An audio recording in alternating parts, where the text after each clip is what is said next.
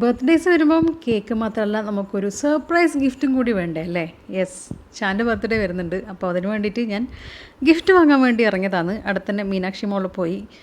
Actually ഒരു shirt വാങ്ങാനാണ് ഉദ്ദേശിച്ചത്, പക്ഷേ വിചാരിച്ച ഒരു രീതിയിലെ ഷർട്ട് എനിക്ക് അവിടെ നിന്ന് കിട്ടിയില്ല. അപ്പോൾ ഞാൻ വിചാരിച്ചു സപ്ന ബുക്ക് ഹൗസിൽ പോവാന്ന്. അവിടെ നിന്ന് കുറച്ച് ഗിഫ്റ്റ് ഐറ്റംസും ബുക്സും എല്ലാം കിട്ടുന്നൊരു സ്ഥലമാണ്. അപ്പം കണ്ടില്ലേ, പല രീതിയിലുള്ള ഗിഫ്റ്റ് ഐറ്റംസ് ഉണ്ട്.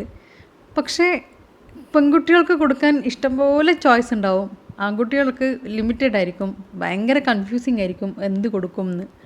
ലാസ്റ്റ് ടൈം ഞാനൊരു പേഴ്സ് ആൻഡ് കീ ചെയിൻ വരുന്നൊരു ഒരു മോഡലുള്ള ഒരു ഓൺലൈനിൽ നിന്ന് ഞാൻ ഓർഡർ ചെയ്ത് വാങ്ങിയായിരുന്നു.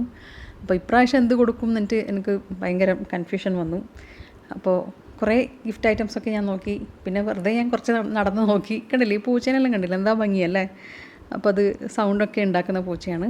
പിന്നെ ഏകദേശം ഇങ്ങനത്തെ സാധനങ്ങളൊക്കെ ഞാൻ വാങ്ങി, കുഞ്ഞു കുഞ്ഞു സാധനങ്ങൾ വാങ്ങി. അതെപ്പോൾ ആവശ്യം ഉണ്ടെന്ന് പറഞ്ഞ കാര്യങ്ങൾ ഓർത്തിട്ട് ഞാൻ വാങ്ങി.